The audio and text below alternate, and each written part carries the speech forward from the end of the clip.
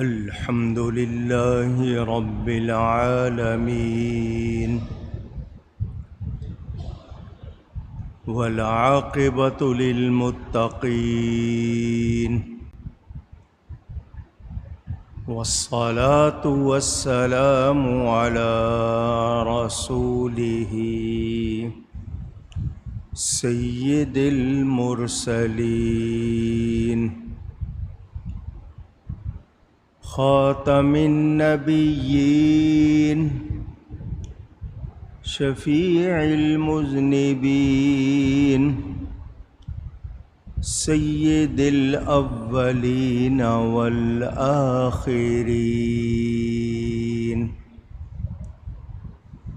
سيدنا ومولانا محمد رسول رب العالمين وعلى آله وصحبه أجمعين.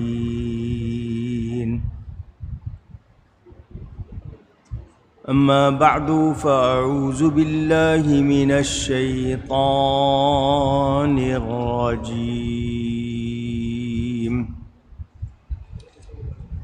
بسم الله الرحمن الرحيم.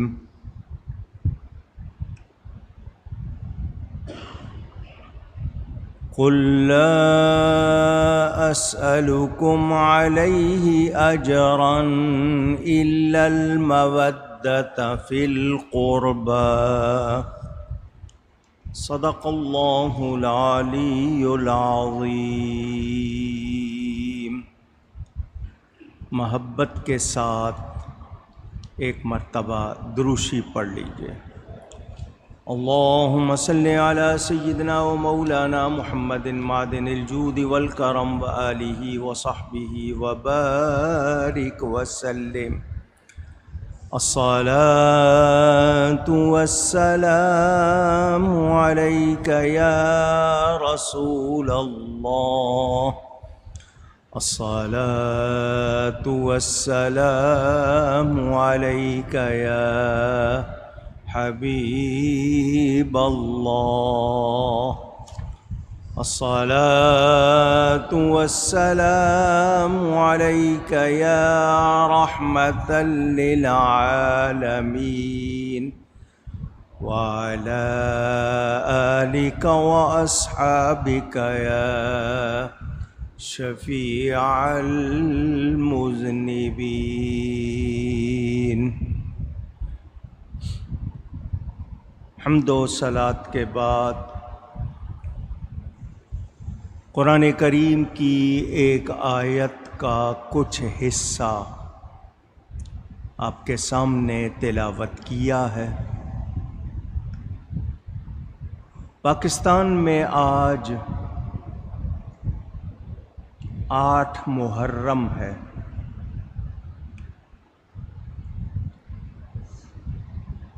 اور انشاءاللہ اتوار کو ماہ محرم کا 10واں دن یوم عاشوراء ہوگا. اس مناسبت سے کچھ باتیں آپ کے سامنے کروں گا.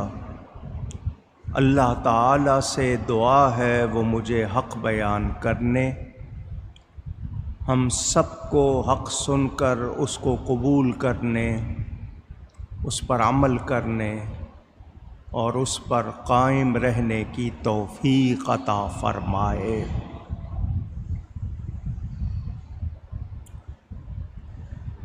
اسلامی تقویم میں، کیلنڈر میں، ہجری تقویم میں یہ پہلا مہینہ ہے اور آخری مہینہ ذی الحجہ کا ہے، ذی الحج کا ہے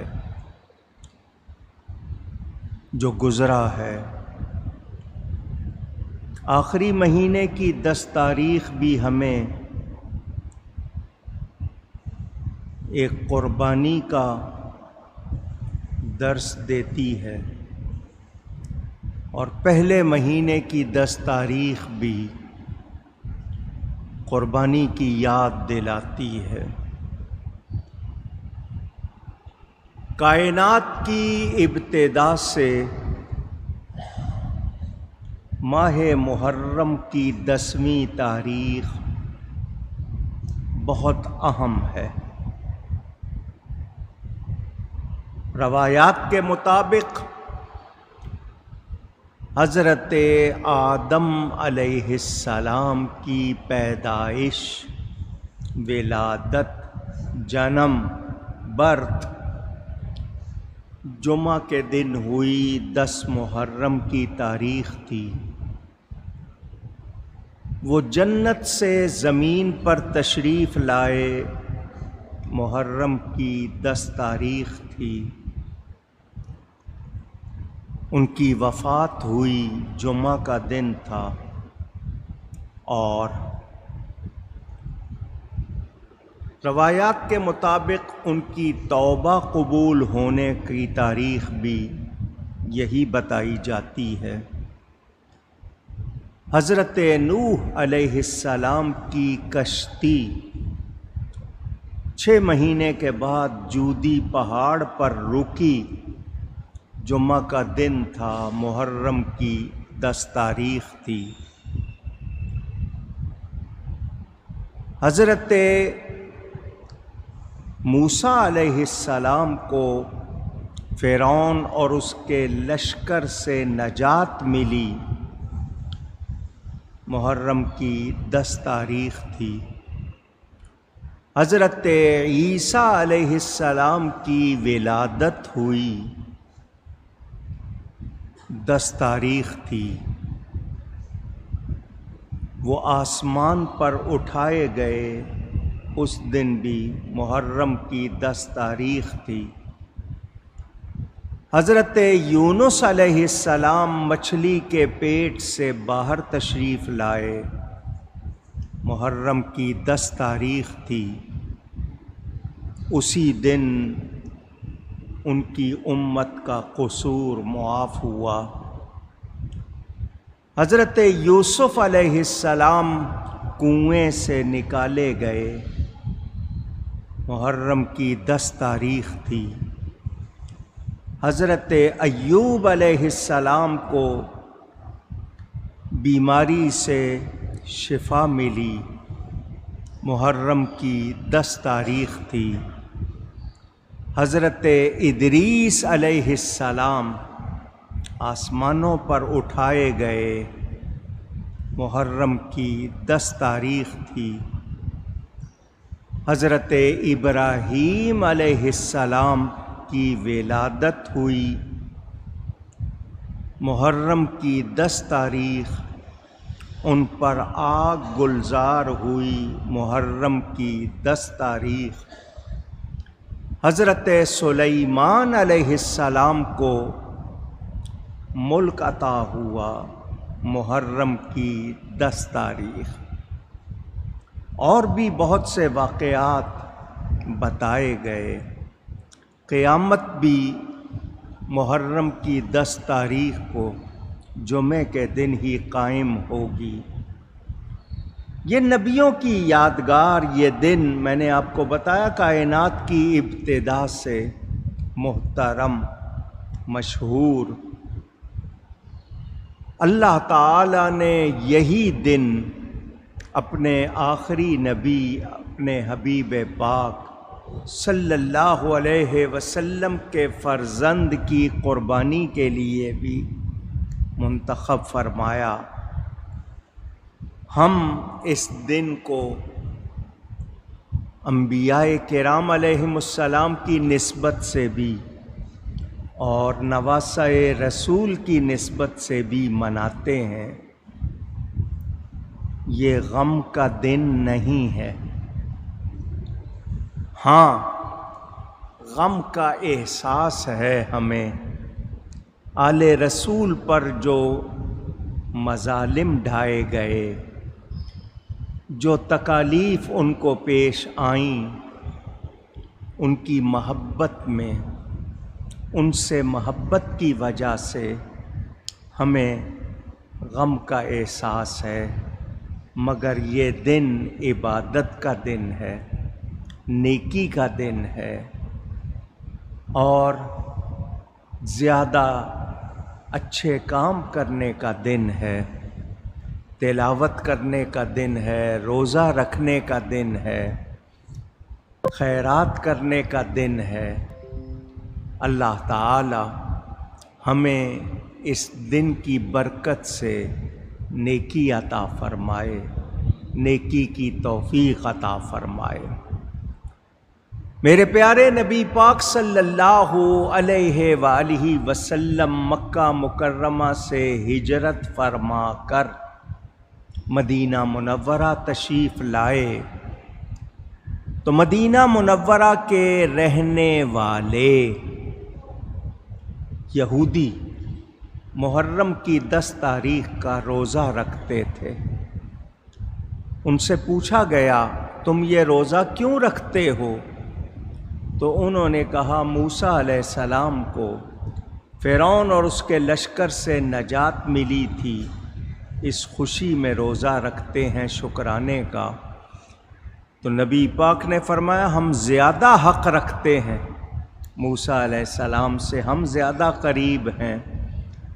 آپ نے خود بھی روزہ رکھا، صحابہ کو بھی فرمایا روزہ رکھنے کے لیے، اور فرمایا یہود سے مخالفت کرنی ہے، یہ 1 دن کا رکھتے ہیں، مسلمان 2 دن کا رکھیں، 9-10 کا یا 10-11 کا روزہ رکھیں۔ ترمذی شریف میں حدیث موجود، حضور صلی اللہ علیہ وسلم نے حکم فرمایا محرم کی 10 تاریخ کو روزہ رکھو۔ عاشورہ کا لفظ عربی میں عشرہ کہتے ہیں 10 کو، اس سے یہ نکلا ہے، یعنی محرم کی 10 تاریخ۔ کچھ لوگ یہ وجہ بیان کرتے ہیں کہ 10 نبیوں پر اس دن اللہ نے انعام فرمائے، اس لیے اس کو عاشورہ کہا جاتا ہے۔ حضور صلی اللہ علیہ وآلہ وسلم رمضان کے علاوہ عاشورے کا روزہ ضرور رکھتے تھے۔ بخاری اور مسلم میں حدیث موجود کہ اس ایک روزے سے 1 سال کے گناہ معاف ہو جاتے ہیں۔ اور مسلم شریف کی روایت میں کہ رسول پاک صلی اللہ علیہ وسلم نے فرمایا میں اللہ کے فضل سے امید رکھتا ہوں کہ اللہ اس کو جو سال گزر گیا ہے گزشتہ سال کے گناہوں کا کفارہ بنا دے۔ علماء نے یہاں تک لکھا کہ وحشی جانور درندے بھی اس دن روزہ رکھتے ہیں۔ نبی کریم صلی اللہ علیہ وآلہ وسلم کا ایک ارشاد کہ جو محرم کے پہلے جمعہ کا روزہ رکھے اس کے پچھلے گناہ بخش دیے جاتے ہیں، نزہۃ المجالس میں روایت۔ اور اسی کتاب میں ام المومنین حضرت سیدہ عائشہ صدیقہ رضی اللہ تعالی عنہا سے روایت کہ جو محرم کے پہلے 10 دنوں کا روزہ رکھے وہ فردوس اعلیٰ کا وارث ہو جاتا ہے۔ شیخ الاسلام والمسلمین سلطان الزاہدین حضرت سیدنا بابا فرید الدین مسعود گنج شکر رضی اللہ تعالی عنہ پاک پتن شریف والے، ان کے ارشاد کو بیان کیا خواجہ خواجگاں حضرت سیدنا محمد نظام الدین اولیاء محبوب الہی جو ان کے خلیفہ ہیں۔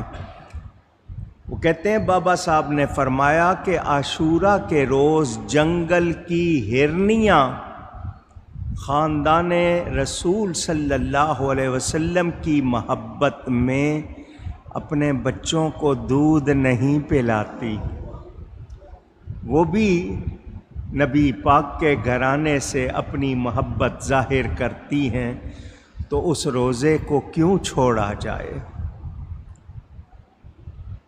نزہۃ المجالس میں روایت جو عاشورہ کے دن محرم کی 10 تاریخ کو 4 رکعتیں پڑھے نفل نماز، اور ہر رکعت میں سورہ فاتحہ کے بعد 11 مرتبہ قل هو اللہ سورہ اخلاص پڑھے، اللہ تعالیٰ اس کے 50 برس کے گناہ معاف فرما دیتا ہے۔ بیہقی میں روایت موجود کہ جو 10 تاریخ کو اپنے اہل خانہ گھر والوں پر کھانے میں وسعت کرے، یعنی ایک کھانے کی بجائے زیادہ کھانے کرے، اللہ تعالیٰ اس کو پورے سال وسعت عطا فرماتا ہے۔ میں آپ کو 1-2 باتیں محبت سے سنا رہا ہوں تاکہ آپ کو اس دن نیکی کا شوق ہو۔ کچھ لوگ جلوس دیکھنے نکل جاتے ہیں، کچھ لوگ اور کاموں میں پڑ جاتے ہیں، کچھ شرعی غیر شرعی رسموں میں پڑ جاتے ہیں۔ وہ دن ایسا نہیں ہے کہ اس کو ضائع کیا جائے، اس میں نیکی کرنی ہے۔ نزہۃ المجالس میں ایک روایت ہے، محبت سے سنیے۔ مصر میں ایک شخص تھا، مصر جو ملک ہے یہ وہ ملک ہے جس کا نام قرآن میں آیا ہے۔ مصر میں ایک شخص تھا جس کے پاس ایک کپڑے کے سوا کچھ نہیں تھا۔ اس نے عاشورہ کے دن مصر میں ایک مسجد ہے جس کا نام حضرت عمر بن عاص رضی اللہ تعالی عنہ کے نام پر ہے، وہ ان کی یادگار ہے، کیونکہ حضرت عمر نے ان کو وہاں گورنر بنایا تھا، وہ صحابی رسول۔ اس مسجد میں جا کر صبح کی نماز پڑھی۔ وہاں یہ دستور تھا کہ عاشورہ کے دن عورتیں اس مسجد میں دعا کے لیے آیا کرتی تھیں۔ تو ایک عورت نے اس شخص سے کہا، اللہ کے لیے مجھے میرے بال بچوں کے لیے کچھ دو، اللہ کے نام پر۔ اس شخص نے کہا میرے ساتھ چلو۔ وہ اس کو لے کر اپنے ٹھکانے پر پہنچا جہاں وہ رہتا تھا۔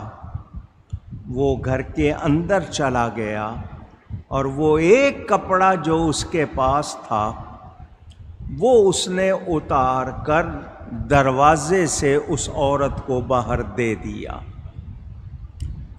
اس عورت نے دعا دی، اللہ تجھے جنت کے حلے پہنائے۔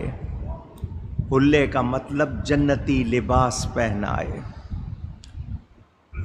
وہ شخص کپڑا نہیں تھا، پھر باہر نہیں نکل سکا، وہ اپنے گھر میں ہی رہا۔ اس رات اس شخص نے خواب میں ایک بہت خوبصورت حور دیکھی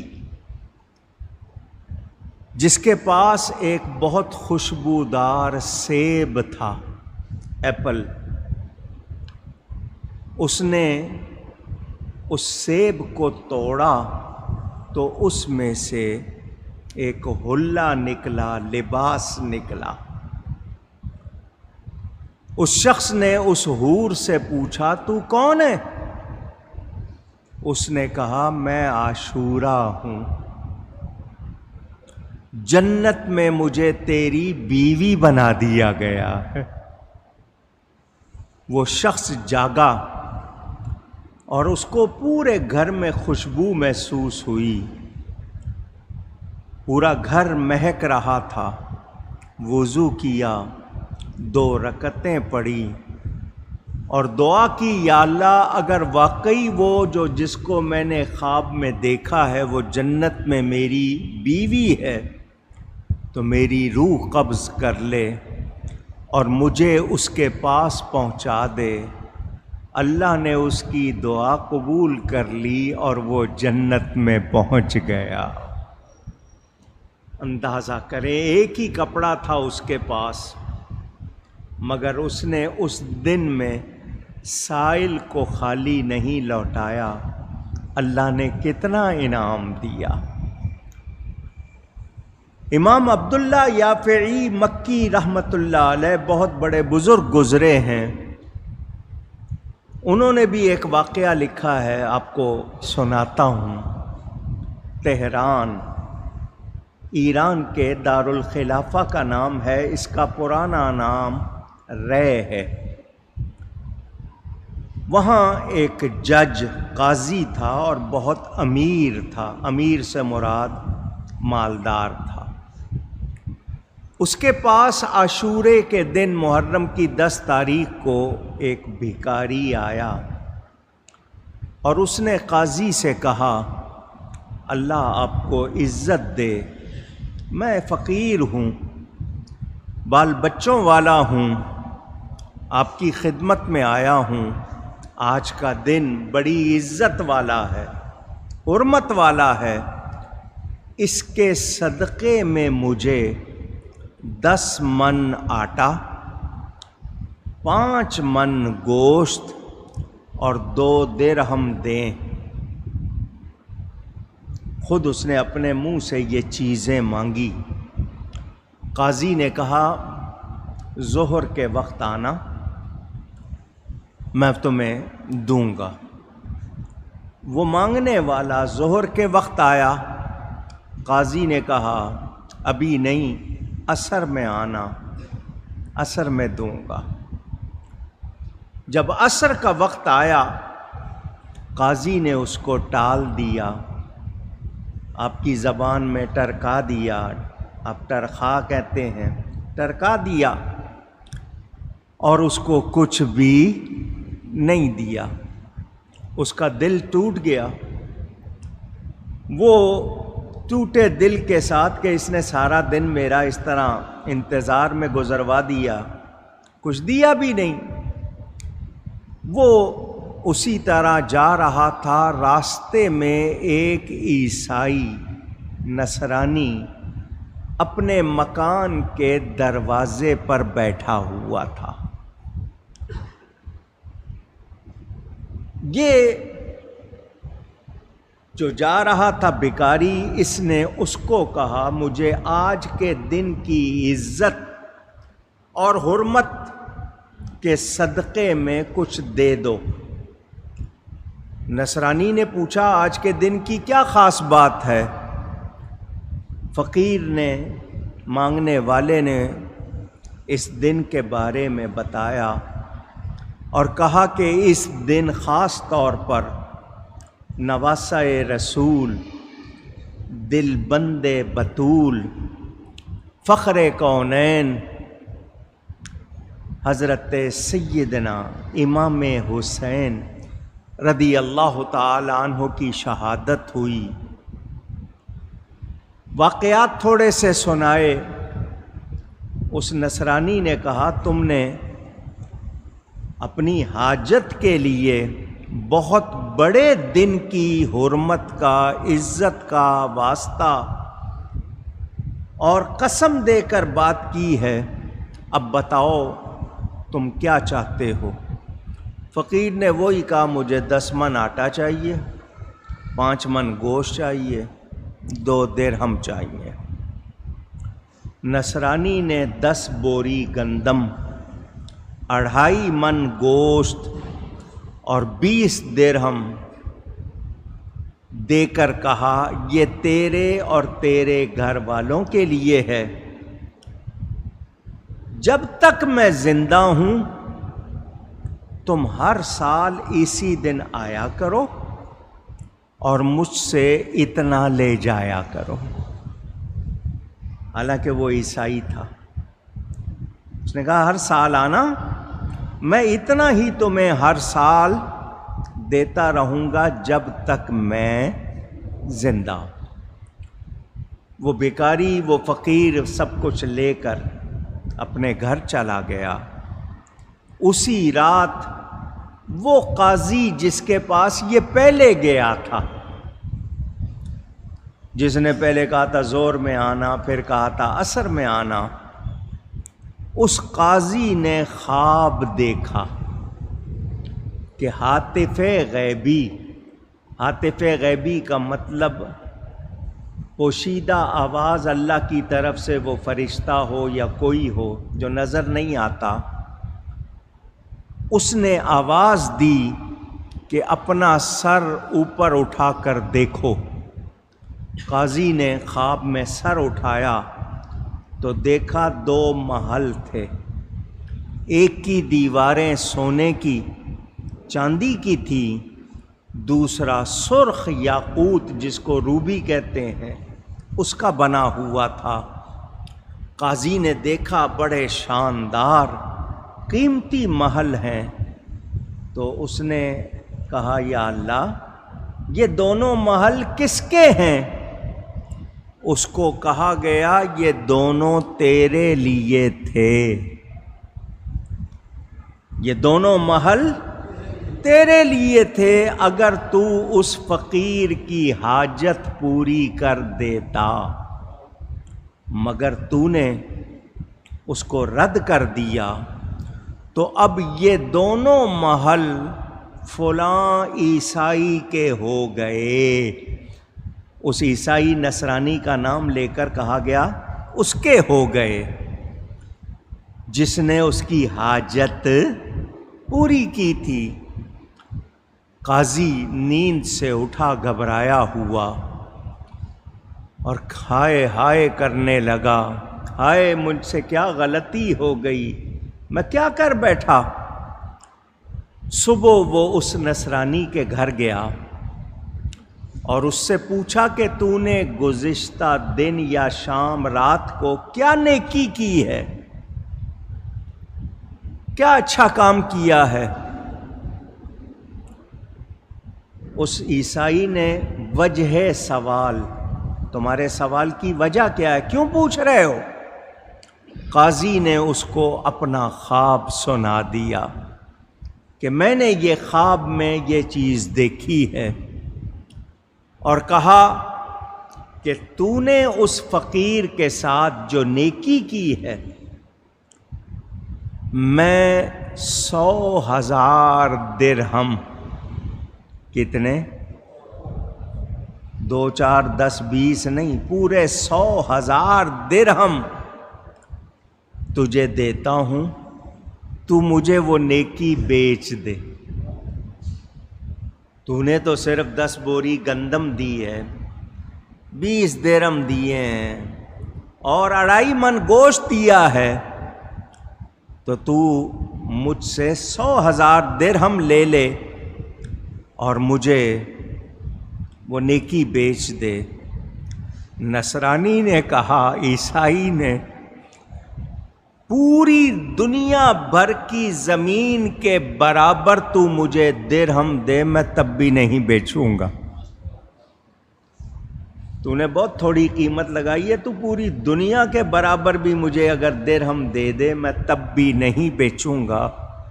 میں نے اپنے رب کے ساتھ کتنا اچھا معاملہ کیا ہے۔ یہ کہہ کر اس نصرانی نے کلمہ پڑھا اور مسلمان ہو گئے۔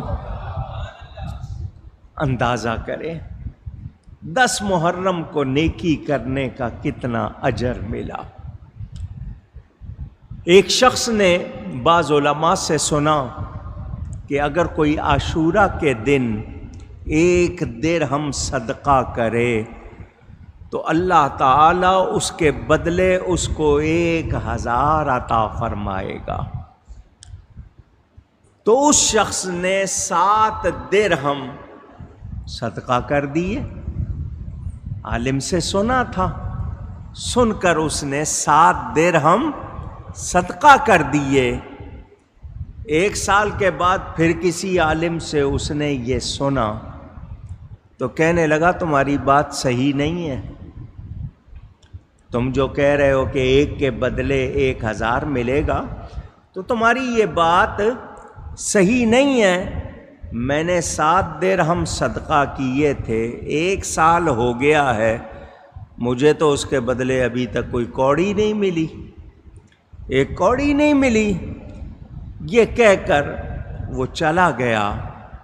رات کو اس کے دروازے پر کسی نے آواز لگائی، وہ باہر آیا تو آواز دینے والے نے کہا او جھوٹے، یہ لے 7000 درہم، اگر تو قیامت تک صبر کرتا تو تجھے اتنا ملتا کہ تجھ سے گنا نہیں جاتا۔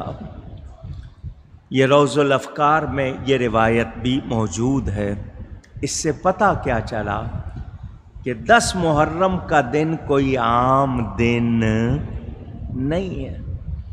اس دن کھانا کھلانا، کسی عالم یا کسی سید بزرگ کی زیارت کرنا یا کسی اللہ والے کے مزار پر جانا، یہ لوگوں کی عادت تھی کہ 10 تاریخ کو قرآن کی تلاوت کرتے، شربت یا کھانا لوگوں کو کھلانے پلانے کا انتظام کرتے، کسی عالم بزرگ سے ملتے یا کسی اللہ والے کے مزار پر جاتے، دعائیں کرتے۔ یہ لوگوں کا طریقہ تھا۔ اب ہم نے ان چیزوں کو بھلا دیا ہے۔ ہمارے لیے روحانیت، ایمانیات کی وہ اہمیت نہ رہی جو دنیا کی ہو گئی۔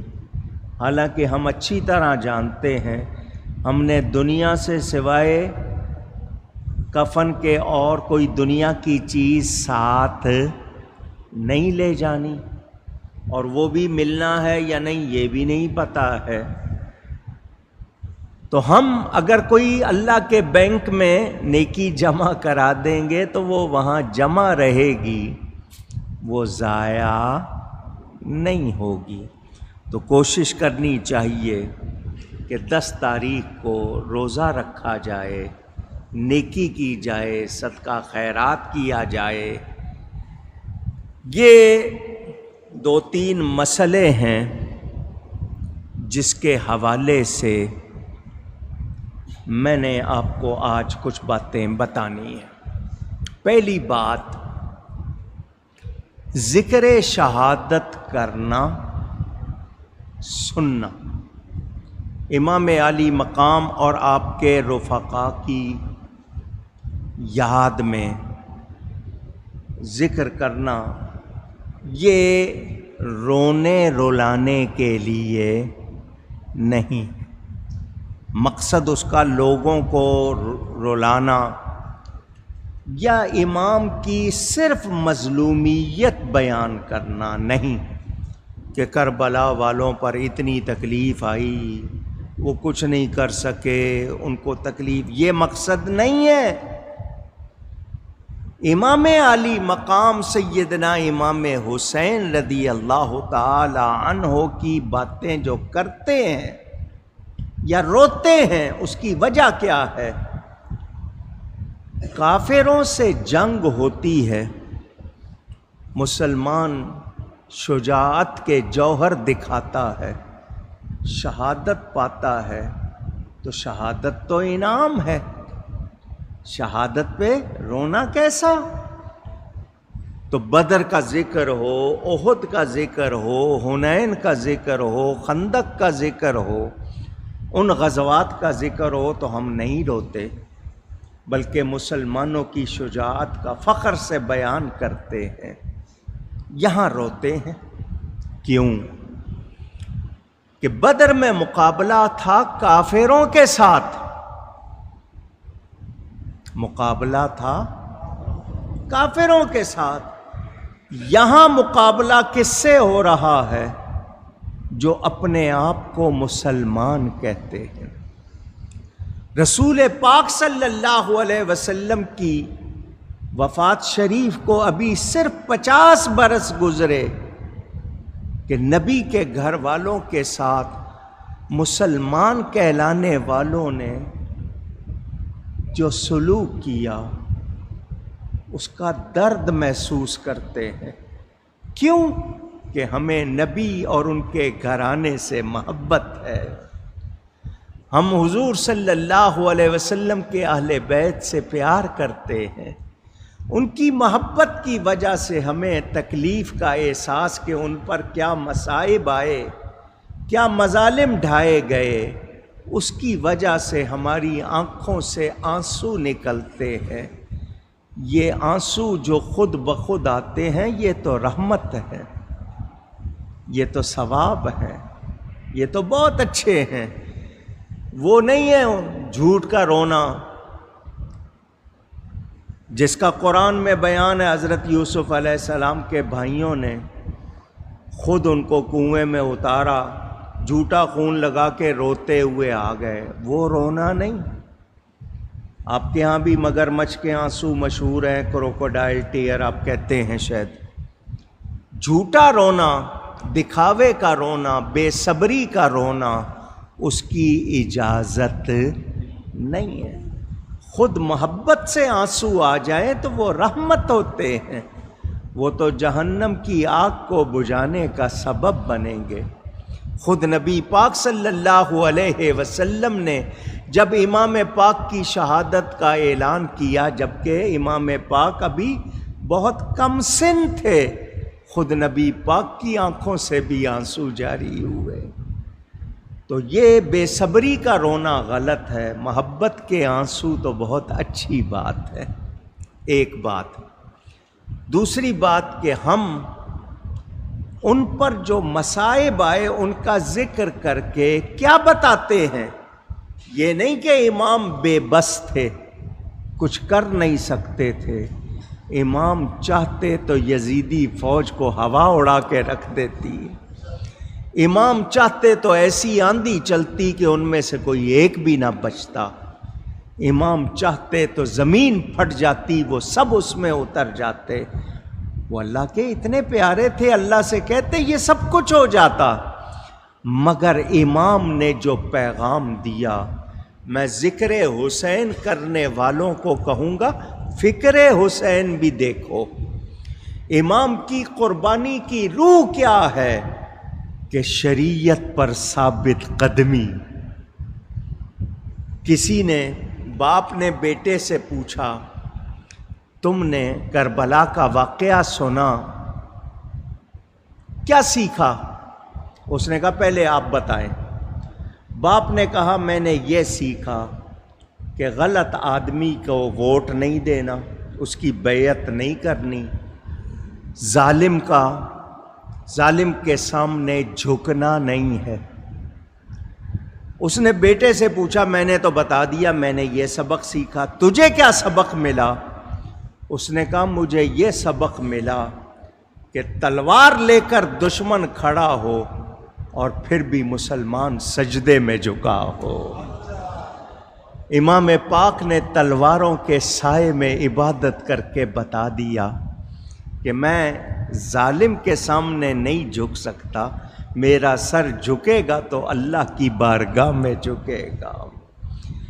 ہم نے آج تقویٰ کو بھلا دیا ہے، دنیا کے عیش، دنیا کی رغبت ہم پر غالب ہو گئی ہے، ہمیں حق یاد نہیں رہتا، ہم 4 پیسوں کے لیے پتہ نہیں کون کون سی چیزوں کے لیے اپنے آپ کو تیار کر لیتے ہیں، مفاہمت کر لیتے ہیں مفادات کے لیے۔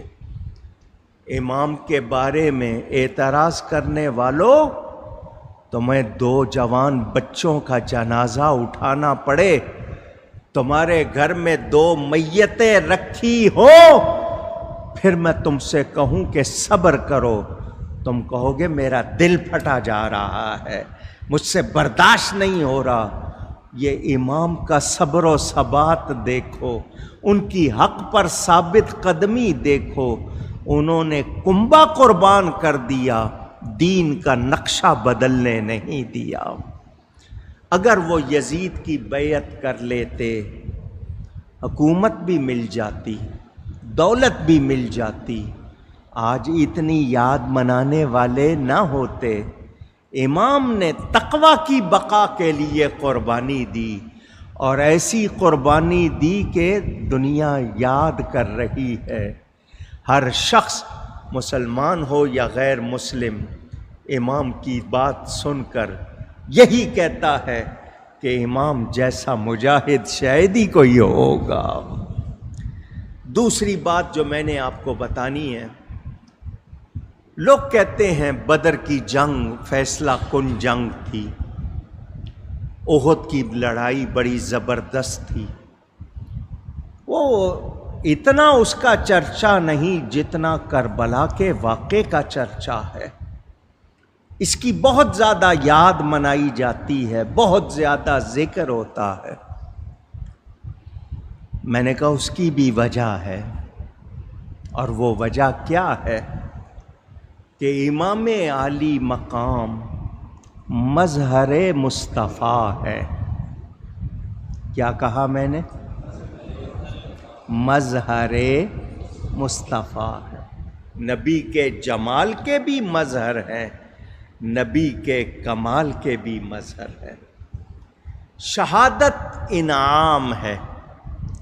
حضرت عمر رضی اللہ تعالی عنہ فاروق اعظم دعا کرتے تھے، اللہم ارزقنی شہادتاً فی سبیلک، یا اللہ مجھے اپنی راہ میں، اپنے راستے میں شہادت عطا فرما، واجعل موتی فی بلد رسولک، اور مجھے موت آئے تو تیرے نبی کے شہر مدینہ میں آئے۔ ان کی تمنا پوری ہوئی، مدینہ منورہ میں ان کو شہادت ملی، مسجد میں ان کو شہید کیا گیا۔ تو شہادت انعام ہے۔ اگر یہ نبی کی ذات میں نہ ہوتا تو کوئی اعتراض کر سکتا تھا کہ شہادت کا انعام نبی پاک صلی اللہ علیہ وسلم کو نہیں ملا، یا انہوں نے یہ انعام نہیں پایا، کوئی کہہ سکتا تھا۔ شہادت کی 2 قسمیں ہیں، ایک سری، ایک جہری۔ سری چھپی ہوئی کو کہتے ہیں، جہری کھلی ہوئی اعلانیہ کو کہتے ہیں۔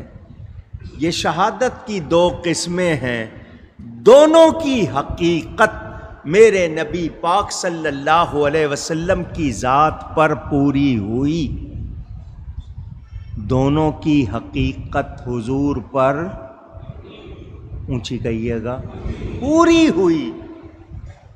سری کس کو کہتے ہیں؟ زہر کے کھانے سے، کوئی ڈوب جائے، دیوار گر جائے، سانپ کاٹ لے، یہ قسمیں ہیں، یہ چھپی ہوئی شہادت۔ اور میدان میں باطل سے، کافروں سے لڑتے ہوئے، اعلائے کلمت اللہ، اللہ کے کلمے کو بلند کرتے ہوئے جان دینا، یہ جہری شہادت ہے۔ ان دونوں کی حقیقت میرے نبی پاک صلی اللہ علیہ وسلم پر پوری ہوئی۔ آپ کو زہر بھی دیا گیا، جنگ احد میں آپ پر وار بھی کیے گئے، آپ زخمی ہوئے، خون بھی نکلا۔ میں پورا واقعہ نہیں سنا رہا، خیبر میں ایک یہودیہ عورت نے مختصر کر کے سنا دیتا ہوں۔ ایک یہودیہ عورت جس کا نام زینب تھا، اس نے گوشت پکایا اور اس میں زہر ملا دیا۔ کیا ملا دیا؟ حضور صلی اللہ علیہ وسلم کی دعوت کی۔ آپ اپنے ایک صحابی حضرت بشر ان کے ساتھ تشریف لے گئے۔ اس عورت نے کھانا سامنے رکھ دیا، صحابی نے لقمہ کھا لیا، دوسرا بھی لے لیا، نبی پاک صلی اللہ علیہ وسلم نے بھی ایک لقمہ کھا لیا۔ لوگ کہتے ہیں نبی کو علم تھا تو پہلے سے ہی بتا دیتے، ان کی سوچ ہی اتنی ہے۔ اس عورت نے زہر کیوں ملایا تھا؟ جب وہ وجہ معلوم ہوگی تو جواب مل جائے گا، مگر پہلے سے ہی اعتراض کرنا جن لوگوں کا کام ہے۔ نبی پاک نے ایک لقمہ کھا لیا، زہر بہت تیز تھا، دوسرا لقمہ لینے لگے تو بھنے ہوئے گوشت میں سے آواز آئی، یا رسول اللہ۔ گوشت نے کیا کہا؟ یا رسول اللہ، مجھے نہ کھائیے، مجھ میں زہر ملا ہوا ہے۔ صحابی کی اسی وقت وفات ہو گئی کیونکہ زہر بہت تیز تھا۔ نبی پاک نے ایک لقمہ لیا تھا، زہر اندر گیا، مگر آپ کی شہادت نہیں ہوئی۔ اگر روح پرواز کر جاتی آپ شہید ہوتے یا نہیں؟ اونچی، مگر روح نہیں نکلی، کیوں؟ اللہ نے وعدہ فرما لیا تھا، واللہ یعصمک من الناس، اللہ آپ کی جان کو لوگوں سے بچائے گا۔ حضور نے اس سے پوچھا تاکہ اب دیکھو جواب ملتا ہے، تو نے زہر کیوں ملایا؟ اس نے کہا میں جاننا چاہتی تھی اگر آپ اللہ کے سچے نبی ہوں گے تو زہر اثر نہیں کرے گا، اور اگر آپ سچے نبی نہیں ہیں تو زہر اثر کر جائے گا، لوگوں کی جان چھوٹ جائے گی، معاذ اللہ۔ اس نے اپنا بتا دیا، تو حضور اس کو پہلے ہی کہہ دیتے تو اس کو کیسے پتا چلتا؟ حضور نے بھنے ہوئے گوشت سے گواہی دلوائی، پکے ہوئے گوشت نے کہا یا رسول اللہ، گوشت نے کہا آپ اللہ کے رسول ہیں، مجھے نہ کھائیے۔ یہ شہادت سری کی حقیقت پوری ہوئی یا نہیں ہوئی؟ جنگ احد میں جو آپ نے خود پہنا تھا، یہ لوہے کا ایک رنگ ہوتا ہے، وہ پگڑی باندھ کے رکھتے تھے، پھر اس پر دوسری پگڑی کہ اگر کوئی سر پہ تلوار مارے تو سر نہ کٹے۔ اس خود کی جو کڑیاں تھیں وہ حضور کے رخساروں میں چبھی، ہونٹ مبارک زخمی ہوا، دانت مبارک کا کنارہ شہید ہوا، خون نکلا، وار ہو چکا۔ ایک گڑھے میں آپ تشریف لے گئے، معاذ اللہ میں گرنے کا لفظ نبی کے لیے نہیں بول سکتا، ایک کھڈے میں گڑھے میں آپ تشریف لے گئے۔ حضرت طلحہ نے اپنا آپ پیش کیا کہ حضور مجھ پر قدم رکھ کے باہر تشریف لے آئیے، تو حضور ان کے کمر پہ پاؤں رکھ کے باہر تشریف لائے، اور حضرت طلحہ کو انعام کیا دیا؟ تو نے اپنے لیے جنت واجب کر لی ہے۔ حضور صلی اللہ علیہ وسلم زخمی ہوئے، خون نکلا، روح نہیں نکلی، جان نہیں نکلی، کیوں؟ اللہ نے وعدہ فرما لیا تھا، اگر روح نکل جاتی تو شہادت جہری ہوتی یا نہیں ہوتی؟ اب پتہ چلا دونوں کی حقیقت آپ کی ذات پر پوری ہوئی، فرق رہ گیا روح کے نکلنے کا، وہ اس لیے نہیں نکلی کہ اللہ نے وعدہ فرما لیا تھا۔ اب ان دونوں کا ظہور کہاں ہوا؟ ان دونوں شہادتوں کا ظہور کہاں ہوا؟ حضرت امام حسن کو زہر دیا گیا، امام حسین نے میدان کربلا میں شہادت پائی۔ حضور پہلے اعلان فرما رہے ہیں، حسین منی وانا من الحسین، حسین مجھ سے ہے، میں حسین سے ہوں۔ کیا مطلب؟ حسین سے جو ظاہر ہوگا وہ میرا ہی جمال و کمال ہوگا۔ تو حضرت امام حسن پر ظہور ہوا شہادت سری کا، امام حسین پر ظہور ہوا شہادت جہری کا، اور اس کا ذکر اس لیے زیادہ ہے کہ یہ نبی پاک کی شہادت ہے، ان کی شہادت کا ظہور ہے، اس لیے اس کا ذکر زیادہ ہوتا ہے۔ بات سمجھ میں آ گئی؟ اعتراض کرنے والے اعتراض کرتے ہیں، کہتے ہیں حضرت امام حسین اتنے بڑے ولی، شہنشاہ ولایت کے بیٹے، رسول پاک کے نواسے، ولی تھے، کوئی کرامت کیوں نہیں دکھائی؟ میدان کربلا میں ٹھوکر مارتے چشمہ جاری ہو جاتا، پانی کی ایک ایک بوند کو ترسائے گئے چھوٹے چھوٹے بچے، امام پاک بچ کیوں نہیں نکلے؟ لوگوں نے یہی سمجھ لیا امام پاک چاہتے تو یہ کرامتیں بھی دکھاتے، مگر میدان امتحان میں کرامتیں نہیں دکھائی جاتی، کردار دکھایا جاتا ہے۔ وہ نبی پاک کی شجاعت کے مظہر تھے، انہوں نے پوری انسانیت کو بتا دیا، سامنے آنے والے دشمنوں کو بتا دیا، تم میرا سر لے لو گے، بیعت نہیں لے سکتے، میری حمایت نہیں لے سکتے۔ ارے یزید کتنی کوشش کر لی، بیعت نہیں لے سکا، شکست تو یزید کی ہوئی ہے، امام کی تو فتح ہوئی ہے۔ راہ حق میں سر کٹانا شکست نہیں ہے، بلکہ عظیم الشان فتح ہے۔ امام پاک نے ثابت کر دیا، اپنی آنکھوں کے سامنے پورا کنبہ کٹتے ہوئے دیکھ لوں گا، لیکن نانا جان کے دین کا نقشہ بدلتے ہوئے نہیں دیکھوں گا۔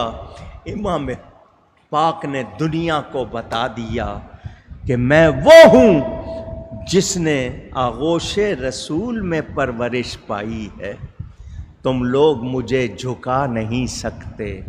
امام پاک نے ثابت قدمی کا، استقلال کا مظاہرہ کر کے رہتی دنیا تک وہ پیغام دے دیا جسے بھلایا جا سکتا نہیں۔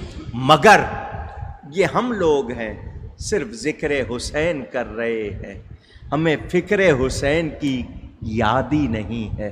ہم قربانی کے موقع پر، عید الاضحیٰ کے موقع پر جانور تو ذبح کرتے ہیں، مقصد نہیں کہ اس سے تو اپنی قربانی مقصود تھی، جانور تو فدیہ بنا، نہ وہاں پیغام کو یاد کرتے ہیں نہ یہاں پیغام کو یاد کرتے ہیں، صرف چند شرعی یا غیر شرعی رسمیں بجا لاتے ہیں۔ ہماری تو بس اسی میں ہی بات رہ گئی۔ امام پاک نے کردار پیش کیا، وہ دین جس کے لیے نبی پاک نے کتنی تکلیفیں اٹھائیں، خلفائے راشدین نے کتنی تکلیفیں اٹھائیں، نبی کے گھرانے کے فرد نے ثابت کر دیا، میرا کردار اگر سب سے اعلیٰ، میرا مقام سب سے اعلیٰ ہے تو میرا کردار بھی سب سے اعلیٰ ہوگا۔ یہ میں ان لوگوں کو جواب دے رہا ہوں جو اعتراض کرتے، کچھ باتیں میں نے جو سنائی ہیں آپ کو ان کا جواب، میرے دل کی بات پوچھو تو میں ان اعتراض کرنے والوں سے کہوں گا تمہارے گھر میں 4 میتیں ہو جائیں، تمہاری سائیکی بدل جائے گی، سوچ بدل جائے گی، تم اپنے دشمن سے صلح پہ مجبور ہو جاؤ گے، تمہاری ساری جتنی بھی قوت ہے ختم ہو جائے گی، تمہیں 2 جنازے جوانوں کے اٹھانے پڑیں تو تمہیں پتہ چلے کہ کیا ہوتا ہے۔ امام کے سامنے 50 رفقا اور گھر کے 20 سے زیادہ افراد قربان ہوتے ہیں، ایسے میں بھی امام باطل کے سامنے جھکتے نہیں ہیں۔ یہ کردار امام پاک کا کردار ہے، یہ کہیں اس کا 2% بھی لے کے آؤ تو بات کرو، اعتراض کرتے ہو۔ تم نے آج امام کو بحث کا موضوع بنا لیا ہے، تمہاری اتنی جرأت، تمہیں ان کو سلام کرنا چاہیے تھا، تم ان کے بارے میں اپنی عقل کے گھوڑے دوڑاتے ہو۔ تم نے واقعی قدر نہیں کی۔ اب میرے دل کی بات ہے، کسی کو سمجھ آئے یا نہ آئے، میں آپ کے سامنے اپنی ذمہ داری پہ کر رہا ہوں۔ یہ امت مسلمہ جن مشکلوں سے گزر رہی ہے، جن پریشانیوں سے گزر رہی ہے، جن مصائب سے گزر رہی ہے، صرف اس لیے کہ ہم نے امام پاک کی قربانی سے کچھ سیکھا نہیں، ہم نے ان کی قدر نہیں کی۔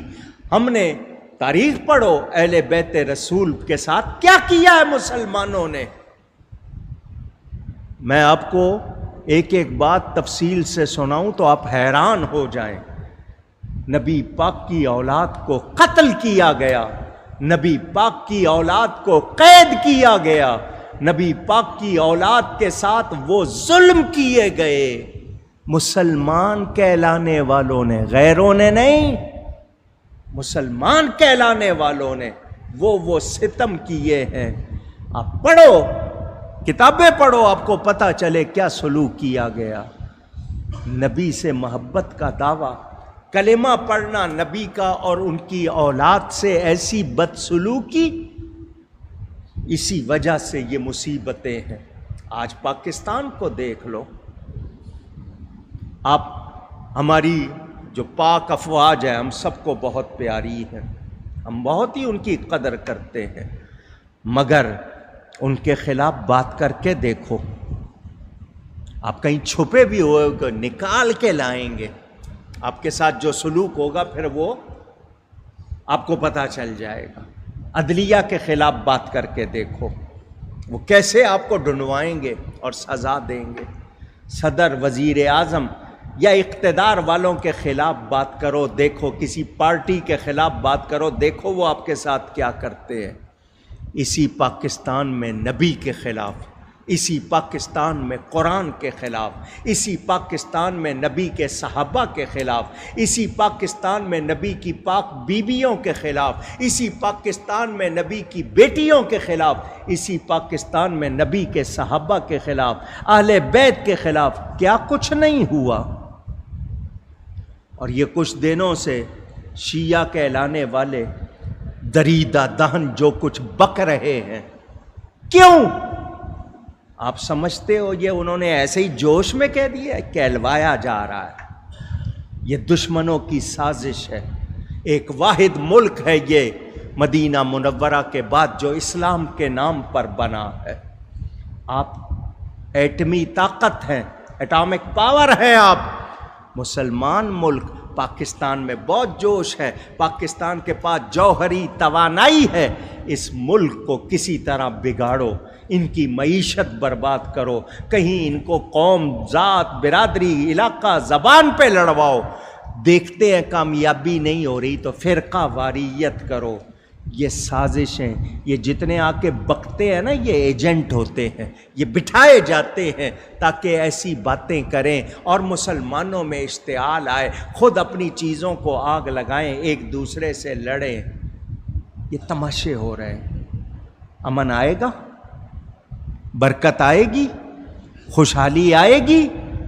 آل رسول کے بارے میں کیا کچھ کو کہہ رہا ہے، ہم نبی کی بیٹیوں کو نہیں مانیں گے، ان کے لیے اچھی بات نہیں کریں گے۔ اتنے جملے کوئی بولے، نہ صدر پرواہ کرے، نہ وزیر اعظم کرے، نہ عدالت کرے، نہ فوج کرے، تو پھر کیا نتیجہ نکلے گا؟ پھر بلائیں آئیں گی، پھر آفتیں آئیں گی، پھر تباہی آئے گی، بربادی آئے گی، خوشحالی آ سکتی نہیں۔ سیدنا امام حسین کا خون کوئی معمولی بات ہے؟ ایک مسلمان کے خون کو حلال جاننا گناہ کبیرہ، اگر اس کو حلال جان کر کرے بات کفر تک جاتی ہے۔ نبی کے بیٹے کا خون بھوکا پیاسا ذبح کرنا، صالح علیہ السلام کی وہ اونٹنی ناقۃ اللہ، اس کی ٹانگیں کاٹی گئی، پوری بستی اجڑ گئی، آج تک کھنڈر ہیں وہ، دنیا جا کے دیکھ لے، پہاڑوں میں بنائے ہوئے مکان ان کو نہ بچا سکے، سب برباد ہو گئے۔ اس کے بعد سے اب تک ہزاروں سال ہو گئے، وہ علاقہ آباد نہیں ہو سکا۔ جنہوں نے اللہ کی اونٹنی کو کاٹا ان کا یہ حال ہوا۔ یہاں تو حبیب اللہ کے بیٹے کو کاٹا گیا ہے اور اس پر بحث ہو رہی ہے کہ وہ اقتدار کے لیے نکلے تھے، حکومت کے لیے نکلے تھے، ان کی خواہش دنیا تھی۔ جو ایسی باتیں کرتے ہیں وہ میرے امام کو جانتے نہیں ہیں۔ امام کو تو جنت کے نوجوانوں کی سرداری ملی ہوئی تھی، دنیا کی حکومت ان کی نظروں میں کیا تھی؟ امام کو اس کی کوئی خواہش نہیں۔ امام نے جو قربانی دی وہ اس لیے کہ اگر کسی غلط آدمی کو قبول کر لیا میں نے، قیامت تک لوگ کہیں گے جب نبی کے بیٹے نے قبول کر لیا ہم کیوں نہ قبول کریں، ہر غلط آدمی کے لیے راستہ کھل جائے گا۔ امام پاک نے وہی کردار ادا کیا جو ان کے شایان شان تھا۔ انہیں سلام کرو، ان سے پیار کرو، ان کا ادب کرو۔ اس طرح کی باتیں کرو گے جو آج کر رہے ہو تو پھر تمہیں کوئی بھلائی مل سکتی اونچی؟ میں نے آپ کو یہ باتیں سنائی ہوئی ہے، آپ کے ذہنوں میں ہوں گی، شفا شریف میں بدر کے حوالے سے، اور میں نے ایک اور کتاب میں کربلا کے حوالے سے یہ پڑھا۔ بادشاہ تھا ایک مسلمان، پہاڑی پر اونچی جگہ پر وہ کھڑا، سامنے میدان میں ہزاروں کی تعداد میں اس کے فوجی جوان، جس طرح آپ کے ہاں 23 مارچ کو پریڈ ہوتی ہے، وہ ان کا قومی دن تھا۔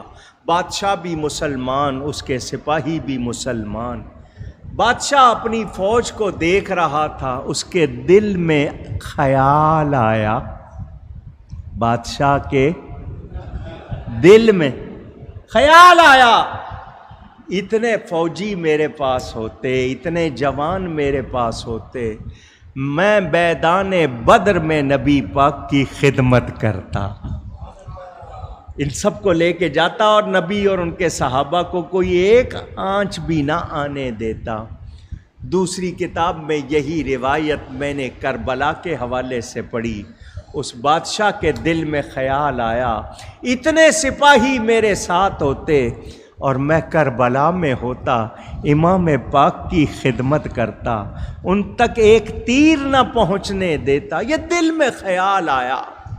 فوج کا معائنہ کیا، بادشاہ اپنے محل میں چلا گیا، فوجی اپنے کیمپوں میں اپنے ٹھکانوں پہ چلے گئے۔ اس رات اسی علاقے میں نبی پاک صلی اللہ علیہ وسلم ایک اپنے غلام کو خواب میں ملے، اللہ والے تھے، ان کو خواب میں ملے، فرمایا صبح بادشاہ کے پاس جانا اور کہنا فوج کا معائنہ کرتے ہوئے اس کے دل میں جو خیال آیا تھا اس کی برکت سے اللہ نے اس کو اور اس کی فوج کو بخش دیا ہے۔ محبت کرنے والے صلہ پاتے، مرتبہ پاتے ہیں۔ یہ باتیں کرنے والے، اعتراض کرنے والے عجیب باتیں کرتے ہیں، امام نے یوں کیوں نہیں کیا، یوں کیوں نہیں کیا۔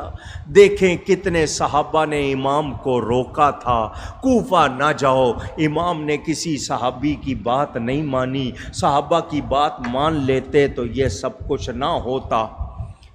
اعتراض کرنے والوں سنو، ہاں کچھ صحابہ نے امام کو کوفہ جانے سے روکا تھا، کوفہ جانے سے روکا تھا۔ کیوں؟ یہ بھی تو بتاؤ نا، کیوں روکا تھا؟ ان کے نزدیک امام کا موقف غلط نہیں تھا، اسٹینڈ پوائنٹ غلط نہیں تھا، وہ صرف یہ کہتے تھے کوفے والے بھروسے کے لائق نہیں۔ مجھے کسی کتاب میں دکھاؤ کسی صحابی نے کہا ہو کہ امام آپ کا موقف غلط ہے، نہیں، سب نے یہی کہا آپ کوفہ نہ جائیں کیونکہ کوفے والے اعتماد کے، بھروسے کے، ٹرسٹ کے لائق نہیں۔ مگر امام نے شرعی حجت پوری کی، اتمام حجت، خط آئے، وفد آئے، پھر بعد میں اپنے بھائی کو بھیجا، انہوں نے جا کر تسلی کی، امام پاک یہ آج کے جتنے ہیں نا اپنے آپ کو پتہ نہیں کیا کچھ سمجھنے والے، امام پاک ان سب سے زیادہ دین کو سمجھنے والے تھے۔ وہ کوئی ان کے بارے میں یہ تصور کرنا کہ وہ شریعت و سنت کے خلاف کوئی قدم اٹھائیں گے، افسوس ان ظالموں پر جو امام حسین کو باغی کہتے ہیں، معاذ اللہ ثم معاذ اللہ۔ باغی کہنے والوں، تم اپنے انجام کی فکر کرنا، اپنے حشر کی فکر کرنا۔ امام پاک کی کیا شان ہے تمہیں اندازہ نہیں۔ جو ان سے محبت کرے گا وہ تو قیامت کے دن نبی پاک کے ساتھ ہوگا۔ میں نے یہ باتیں کیوں کی ہیں؟ چند اعتراضات لوگ دہراتے ہیں، اور آج کل سوشل میڈیا کا دور، ہر ایک کے ہاتھ میں فون، اس میں فیس بک، اس میں طرح طرح کے فساد، اس میں طرح طرح کی باتیں نوجوانوں کو بہکایا جا رہا ہے، امام پاک کے خلاف کیا جا رہا ہے۔ تو میں نے ضروری سمجھا کہ آپ کو یہ باتیں سناؤں۔ میرے والد صاحب قبلہ نے پوری کتاب لکھی ہے امام پاک اور یزید پلید، پوری کتاب لکھی ہے اعتراضات کے جواب میں، اس کو پڑھیں، اردو انگریزی دونوں زبانوں میں موجود ہے۔ اور آپ کو برکت کے لیے یہ بات سناؤں، برکت کے لیے، جب والد صاحب نے وہ کتاب لکھ لی تو والد صاحب قبلہ نے خواب دیکھا، وہ اپنا خواب خود سنا چکے ہیں، گانچی پاڑا میں جلسے میں انہوں نے اپنا یہ خواب سنایا تھا۔ میرے بھائی محمد سبحانی عرس پر آتے ہیں، آپ ان کو جانتے ہوں گے، کم سن تھے، بہت چھوٹے تھے، ان کو خسرہ نکلی ہوئی تھی، بیمار تھے۔ والد صاحب قبلہ نے خواب دیکھا کہ میرے بھائی محمد سبحانی والد صاحب کو جگانے آئے ہیں۔ خواب میں والد صاحب دیکھ رہے ہیں کہ وہ آرام کر رہے ہیں اور میرے بھائی ان کو جگانے گئے ہیں۔ جگا کر کیا کہا کہ باہر حضرت امام زین العابدین آئے آپ سے ملنے کے لیے۔ تو والد صاحب نے میرے بھائی کو کہا ان کو ادب سے بٹھاؤ، میں وضو کر کے آتا ہوں۔ شہزادہ رسول سے بغیر وضو کے نہیں ملنا، میں وضو کر کے آتا ہوں۔ والد صاحب فرماتے ہیں وہ بھائی واپس آیا اور کہا امام صاحب فرما گئے ہیں کہ ہم پھر آئیں گے، ابھی ہمیں جلدی ہے، ہم پھر آئیں گے۔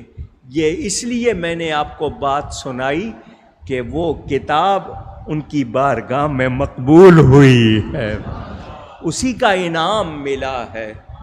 والد صاحب قبلہ ہر سال مجالس میں تفصیل سے بیان کرتے تھے، ماحول کراچی کا بدلا، لیکن برکت حاصل کرنے کے لیے میں بھی بیان کرتا ہوں۔ والد صاحب کی دوسری کتاب شام کربلا، کچھ لوگ اعتراض کرتے ہیں کیا مولانا اوکاڑوی صاحب وہاں بیٹھے دیکھ رہے تھے جو بیان کرتے ہیں اس طرح، کیا سب کچھ ان کے سامنے ہوا؟ تو والد صاحب نے پوری کتاب لکھ دی کہ کون سی بات کہاں سے نقل کی ہے، تاکہ ثبوت ہو جائے، ہر بات کا حوالہ ہو جائے، یہ اعتراض کرنے والوں کو جواب مل جائے کہ وہ اپنی طرف سے نہیں کرتے تھے، تمام باتیں کتابوں میں موجود ہیں۔ تاریخ کی اگر کسی بات پر کسی کو ہو کہ نہیں جی کسی نے یوں لکھا، کسی نے یوں لکھا، لیکن وہ جو بیان کرتے تھے وہ سب انہوں نے صحت اور سند کے ساتھ لکھ دیا ہے، تو لوگ پڑھ سکتے ہیں، جان سکتے ہیں۔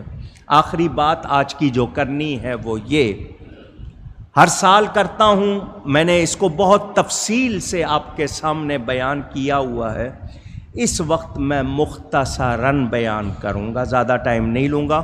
مجھے پتہ ہے کہ آج یہاں چھٹی دے دی گئی ہے بارش کی وجہ سے، ٹائم ہے تھوڑا سا، میں بہت زیادہ ٹائم نہیں لوں گا۔ کچھ لوگ ایسے ہیں جو منہ پھاڑ کر کہتے ہیں کہ یزید جنتی ہے، معاذ اللہ، سب کہیں کسی پر الزام نہیں لگا رہا، میرے اس ٹیلی فون میں اس وقت بھی ثبوت موجود ہے۔ دیوبندی کہلانے والے، وہابی کہلانے والوں نے اپنی کتابوں میں لکھا ہے اس کے یزید کی حمایت میں. وہ کہتے ہیں ہم اس کے خلاف کیوں بات کریں، وہ تو جنتی ہے. یہ باتیں لکھی ہیں انہوں نے. ان کے باپ کو، ان کے ملا کو کوئی غلط کہے تو اس پر کفر کے فتوے لگائیں. یزید کے یہ حامی بن رہے ہیں. وہ جس حدیث کے بارے میں کہتے ہیں، میں نے بہت تفصیل سے وہ حدیث بیان کی ہے. میرا پورا مضمون انٹرنیٹ پہ موجود ہے، جنگ اخبار میں چھپ چکا ہے، لوگوں کے پاس موجود ہوگا، ورنہ میرے فیس بک میں جائیں ان کو مل جائے گا. میں مختصراً بیان کرتا ہوں. بخاری کی حدیث کا نمبر ہے 2924، 2924، 2924. حدیث کا نمبر اس لیے جو چاہے، آج کل تو آپ گوگل پہ فوراً ڈھونڈ لیتے ہیں. حدیث شریف میں آپ کو پوری سنا دیتا ہوں، اس کے بعد اس پر تھوڑی سی گفتگو.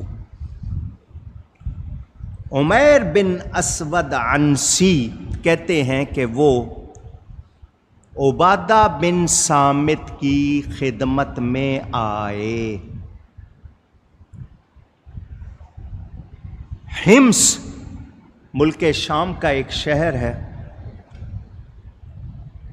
وہ عبادہ بن صامت اس حمص کے ساحل پر اپنی بنائی ہوئی بلڈنگ یا عمارت میں ٹھہرے ہوئے تھے، اور ان کے ساتھ ان کی بیوی ام حرام بنت ملحان وہ بھی تھی. عمیر کہتے ہیں ان سے ام حرام نے یہ حدیث بیان کی. اب وہ حدیث سن لیں کہ انہوں نے رسول پاک صلی اللہ علیہ وآلہ وسلم سے سنا کہ میرے آقا کریم نے فرمایا، میری امت کا پہلا لشکر، میری امت میں سے، مجھے سب کی آواز چاہیے، ایک بار پھر کہیے، میری امت میں سے پہلا لشکر جو بحری جہاد کرے گا، سمندر میں جنگ کرے گا، اس نے جنت کو خود پر واجب کر لیا. ام حرام نے عرض کی، یا رسول اللہ صلی اللہ علیہ وسلم، کیا میں ان میں سے ہوں جو سمندری جہاد میں شامل ہوں گی اور اس میں جنت پائیں گی؟ حضور نے فرمایا، ہاں تو ان میں ہے. اللہ کی عطا سے نبی سب کچھ جانتے ہیں. حضور صلی اللہ علیہ وسلم نے فرمایا، میری امت میں سے پہلا لشکر، پہلے تو بحری جہاد کے لیے، اب دوبارہ فرمایا میری امت میں سے، کہیے نا، یہ بھولنا نہیں ہے آپ نے. اول جیش من امتی، پہلا لشکر میری امت میں سے جو قیصر کے شہر پر حملہ کرے گا بخش دیا جائے گا. قیصر روم کا بادشاہ، قیصر روم، اس کی سلطنت قیصر کہلاتی تھی. اس کے کتنے سارے شہر تھے. جو قیصر کے شہر پر حملہ کرے گا مغفور لہم، ان کے لیے بخشش ہے. ام حرام نے کہا، حضور کیا میں ان میں سے ہوں؟ اس جہاد میں بھی میں جاؤں گی؟ حضور نے فرمایا، نہیں تو ان میں سے نہیں. حدیث کے الفاظ کا ترجمہ مفہوم آپ نے سن لیا. دو خوشخبریاں نا، ایک پہلے بحری جہاد کرے گا جو، وہ جنت کو اس نے واجب کر لیا خود پر. دوسرا، پہلا لشکر جو قیصر کے شہر میں جنگ کرے گا اس کے لیے بخشش، اس کے لیے. یہ میرے نبی کا ارشاد ہے، اس میں 1% بھی ہمیں کوئی شبہ نہیں. کیونکہ نبی کے منہ پر کون بولتا ہے؟ نبی کے ہونٹ خود سے نہیں ہلتے، آپ سنتے رہتے ہیں۔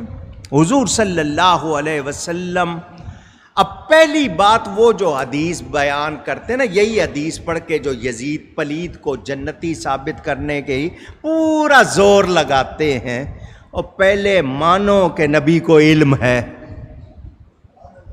پہلے مانو کہ نبی کو، ان لوگوں نے تو اپنی کتابوں میں لکھا ہے نبی کو دیوار کے پیچھے کا علم نہیں، معاذ اللہ۔ تو پھر اس بات پر کیوں آ گئے؟ کیونکہ تمہارے کسی بڑے کی اگر بات ہو رہی ہے تو فوراً سنو۔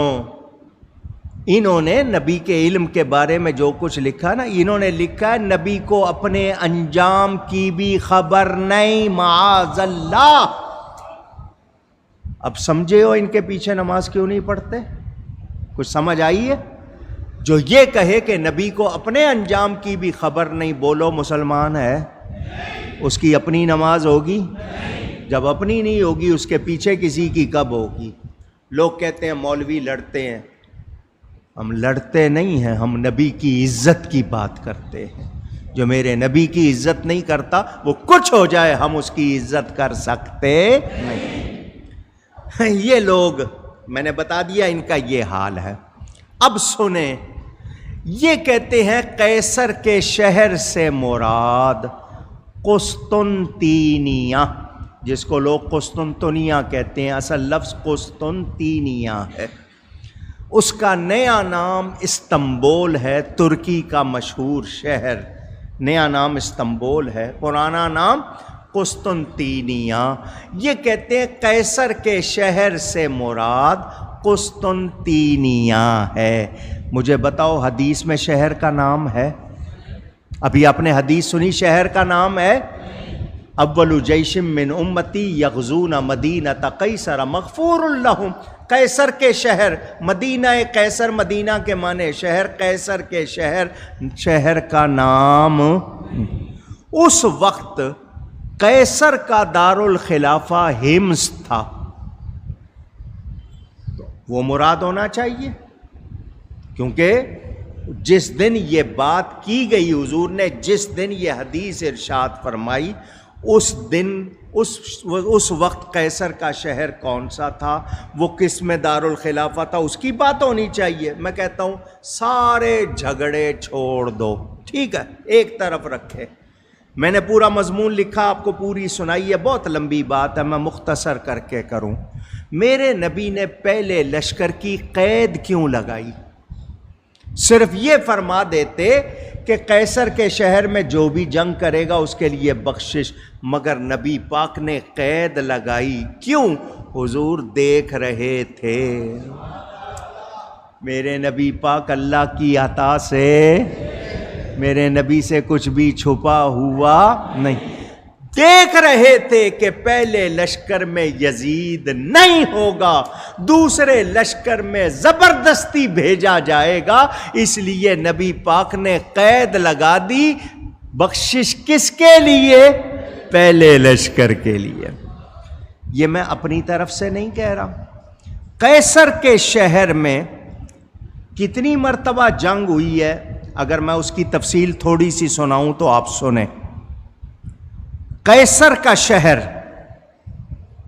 سب سے پہلے جنگ موتا نبی پاک کے ظاہری زمانے میں ہوئی، دوسری مرتبہ 43 ہجری، تیسری مرتبہ 44 ہجری، چوتھی مرتبہ 46 ہجری، اور اس کے بعد 49 ہجری میں، اور اس کے بعد 50 ہجری میں۔ یہ کتابوں میں لکھی ہوئی ہے کہ قیصر کے شہر میں حضرت ابوبکر کے زمانے میں پہلا لشکر، پھر حضرت عمر کے زمانے میں، پھر حضرت عثمان کے زمانے میں، اور خود حضرت امیر معاویہ کے زمانے میں یزید سے پہلے 2 مرتبہ قیصر کے شہر میں جنگ ہوئی۔ اور جس جنگ میں یہ یزید شریک ہوا، کیوں کہ جب پہلا لشکر گیا اس کو تکلیف آئی، خبریں پہنچی، تو یزید کے منہ سے نکلا آہا کیا بات ہے، میں نہیں گیا، ورنہ میں بھی تکلیفیں سہ رہا ہوتا، میں یہاں اپنی ام کلثوم کے ساتھ عیش کر رہا ہوں، اس کی بیوی کا نام تھا، اس کے ساتھ عیش کر رہا ہوں۔ مسلمانوں کی تکلیف پہ خوش ہونے والا کون ہے؟ دیکھ رہے ہیں نا، وہ کس لیے گئے تھے؟ اللہ کی راہ میں گئے تھے، ان کی تکلیف پر خوش ہو رہا ہے، اور اس بات پہ بھی خوش کہ میں نہیں گیا۔ حضرت امیر معاویہ نے جب یہ سنا کہ لوگوں کو پتہ چلے گا کیا کہیں گے، انہوں نے قسم اٹھا لی اس کو ضرور بھیجوں گا، یہ جانا نہیں چاہتا تھا، اس کو زبردستی بھیجا گیا۔ کب؟ دوسرے لشکر میں۔ کب؟ زور سے کہو۔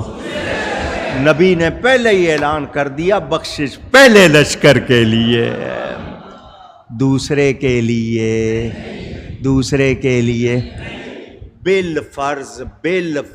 بالفرض یہ اسی پہ ہی زور دینا چاہتے ہیں۔ نہیں، قسطنطنیہ کی جنگ تھی اور اس میں یزید تھا، اور حدیث میں ہے، تو اس نے اس کے بعد جو کام کیے، اگر تمہارے کہنے کے مطابق تم اگر اس کو اسی طرح کہنا چاہتے ہو تو اس نے بعد میں کیا کیا؟ اب مثلا سمجھاؤں، ایک شخص کلمہ پڑھتا ہے لا الہ الا اللہ محمد الرسول اللہ صلی اللہ علیہ وسلم، میں نے کلمہ شروع کیا، آپ الا اللہ سے شریک ہوئے، لا الہ آپ نے نہیں کہا۔ اگر میرے ساتھ شریک ہونا تھا تو پورا پڑھنا تھا۔ ہم لوگ اسی طرح کرتے ہیں، میں نے لا الہ پڑھ لیا، آپ نے الا اللہ سے آگے پڑھ لیا۔ جب بھی پڑھیں پورا پڑھیں، ٹھیک ہے نا؟ اب پڑھیے لا الہ الا اللہ محمد الرسول اللہ صلی اللہ علیہ وسلم۔ حضور نے فرمایا جس نے کلمہ پڑھ لیا دخل الجنہ، وہ جنت میں داخل ہو گیا۔ اب ایک شخص کلمہ پڑھ لے، حدیث کہہ رہی ہے وہ جنت میں داخل ہو گیا۔ جنت میں کلمہ پڑھ کے کوئی قادیانی ہو جائے، ختم نبوت کا انکار کر دے، نماز کا انکار کر دے، زکوٰۃ کا انکار کر دے، کیا پھر بھی جائے گا جنت میں؟ وہ جو پہلی دلیل تھی وہ عام تھی، دلیل عام۔ اب خاص دلیل سے وہ نکلے گا یا نہیں نکلے گا؟ اونچی اس بشارت سے، خوشخبری سے نکل جائے گا۔ اگر تم زبردستی اس حدیث کے حوالے سے یزید کو جنت میں گھسیڑنا چاہتے ہو، گھسیڑ تو نہیں سکو گے، لیکن اس کے بعد اس نے کیا کیا؟ نواسہ رسول کو قتل کیا، اسی کے حکم سے امام حسن کو زہر دیا گیا، اسی شخص نے مدینہ اپنی فوج پر حلال کیا، 10,000 افراد مدینہ کے اس کے کہنے پہ قتل کیے گئے۔ مدینہ کی پاک دامن عورتوں کے ساتھ جو کچھ کیا اس کے لشکر نے، کیونکہ اس نے کہا تھا مدینہ تمہارے لیے 3 دن کے لیے حلال، پھر اسی نے کعبے پہ حملہ کروایا، اس کے زمانے میں بہنوں نے بھائیوں سے نکاح کیے، اس نے اللہ کے حرام کیے ہوئے کو حلال کر دیا۔ کیا اس کے بعد بھی اس کو کہو گے کہ وہ جائے گا؟ اونچی گھسیڑنے والوں، وہ تو نہیں جائے گا، تم گھس جاؤ گے دوزخ میں، اس کو جنت میں داخل نہیں کر سکو گے، خود دوزخ میں چلے جاؤ گے اپنی ان باتوں سے۔ اور تمہیں بخاری پر کہنا کہ بخاری کی حدیث ہے، تو بخاری میں یہ بھی حدیث ہے کہ قیامت کے دن جس کو جس سے محبت ہوگی وہ اس کے ساتھ ہوگا۔ تمہیں یزید سے محبت ہے، اس کا ساتھ مانگو، ہم امام کے غلاموں میں انشاءاللہ ہوں گے۔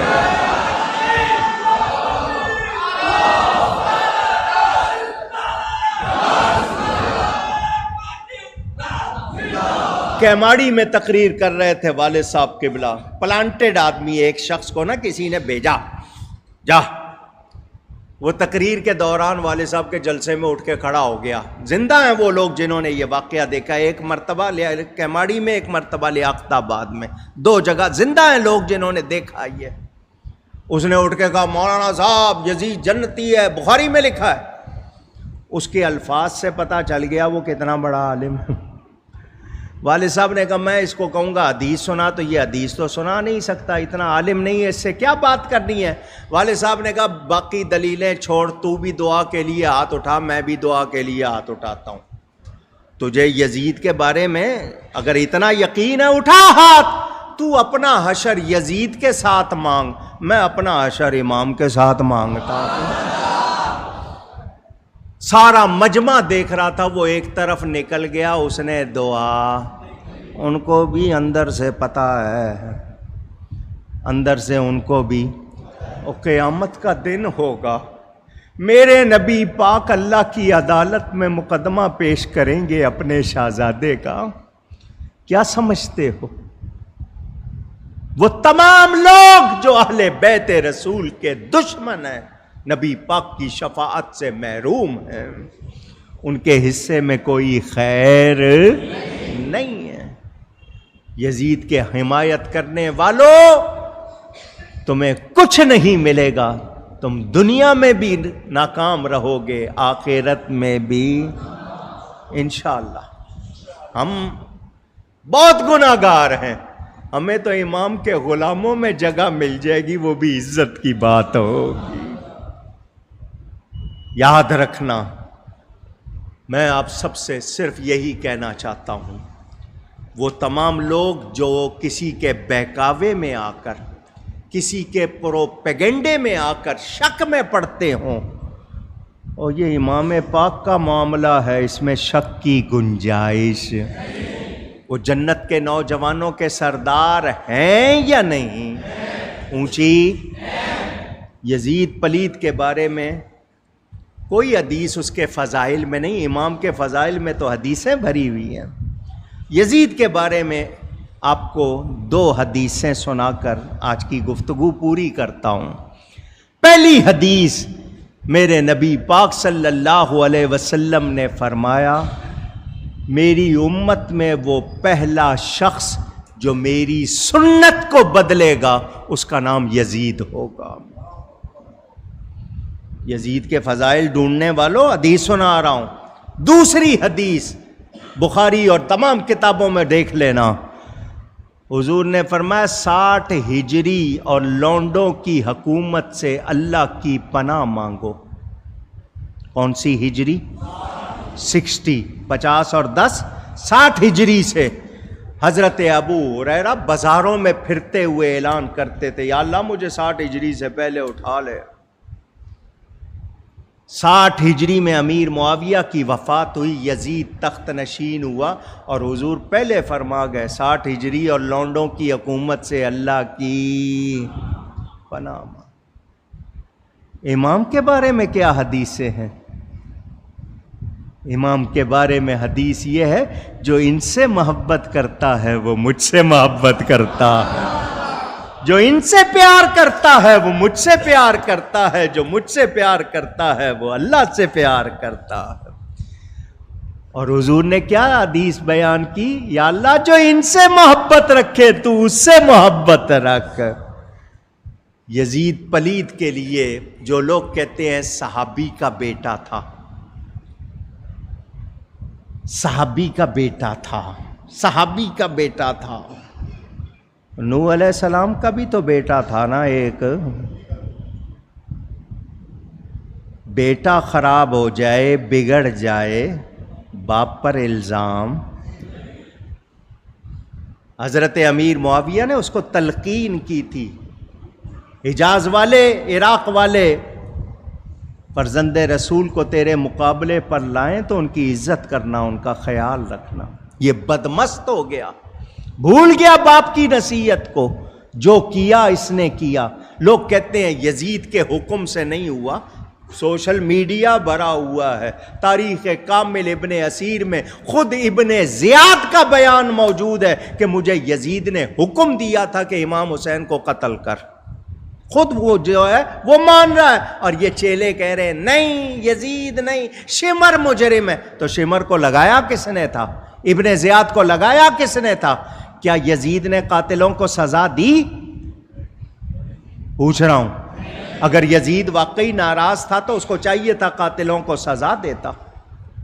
وہ تو خوش ہوا، اس نے تو انعام دیے، اس نے امام کے سر کو گلیوں بازاروں میں پھیرایا۔ یزید کی حمایت کرنے والوں تمہیں کچھ نہیں ملے گا۔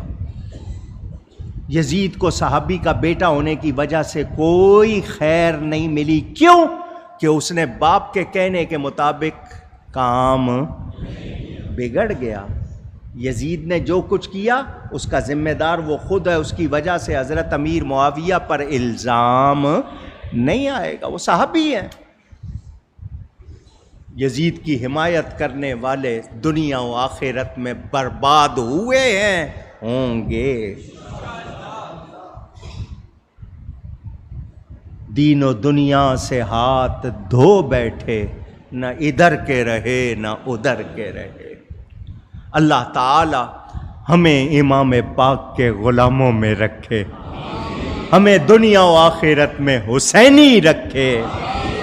مگر پیغام یہی ہے، صرف رسمیں ادا نہیں کرنی. لہیم بنا لیا، شربت پلا دیا، تھوڑا سا کچھ نہ.